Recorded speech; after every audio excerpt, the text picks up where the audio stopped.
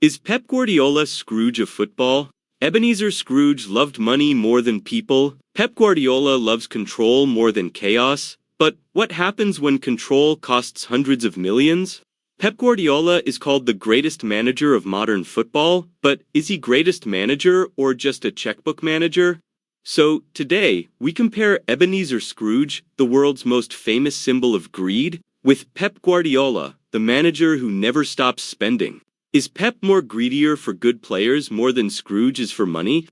Those who don't know Scrooge, he was most greediest character of Disney like Pep Guardiola is in football. If Pep Guardiola lost 2 games in a row, he will run to owner for another rebuilding, buying players here and there. But Pep Guardiola is not greedy for money. He is greedy for control. Pep wants total positional discipline, players who fit exact roles, no compromise in system. If one player doesn't fit, replace him. If one weakness appears. By the best solution, Pep's philosophy is based on if one screw is loose, rebuild the machine. Let's talk facts. Wherever Pep goes, like in Barcelona best academy, plus buying players like Henry, selling E2 and buying Zlatan, in Bayern Munich, domestic monopoly, plus elite signings. Even in Manchester City, Pep have unlimited financial power. Pep doesn't just buy players, he buys certainty. Need a left back, buy 2. Need a winger, buy a specialist. Midfielder aging, replace immediately. This is where critics say Pep doesn't rebuild, he replaces. Just like Scrooge replacing people with coins. But Scrooge wasn't expending like Pep. Scrooge wants to. Saved money at all costs. Has no emotional attachment. He measured everything in value. Willing to discard people if inefficient. Scrooge believed, why fix something cheaply when I can control everything?